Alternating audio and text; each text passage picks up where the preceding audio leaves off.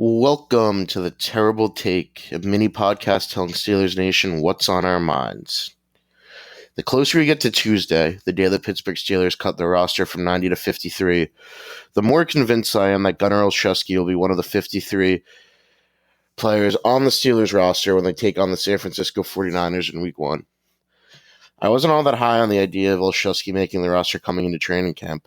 The need for him in the receiver room went away with Allen Robinson II acquired and Calvin Austin III coming back healthy, and he was pretty maddening as a returner last season. But Olszewski is someone who put himself in position to make the roster with a strong camp and a couple of nice preseason performances.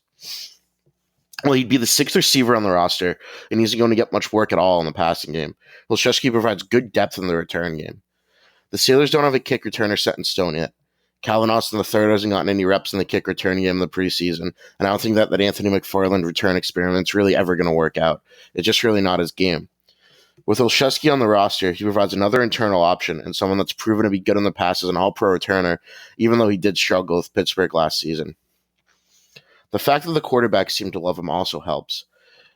A few years ago, Ryan Switzer earned a roster spot because Ben Roethlisberger loved having him around. When the guys throwing the ball are complimentary of you as a receiver, it's certainly not a bad sign for your staying power. He's also received praise from Mike Tomlin, who called him a football player who shows urgency and passion in everything that he does, earlier in camp. He also offers upside as a work on the kick and punt coverage teams, providing special teams value beyond what he offers as a returner. That special teams upside is going to be the key thing that could keep him on this roster, especially if his work on teams is deemed more valuable than someone like Zach Gentry. This is the most complete 90-man roster the Steelers have had in years, and there's going to be some tough cuts. But the closer we get to cut day, the more I feel like Olszewski simply won't be one of them, and he'll be a member of the team's 53. Be sure to follow us at SteelersDepot.com and check out episodes of The Terrible Take every day at 5 p.m. Eastern Time. And make sure to check out The Terrible Podcast with Alex Gazora and Dave Bryan every Monday, Wednesday, and Friday.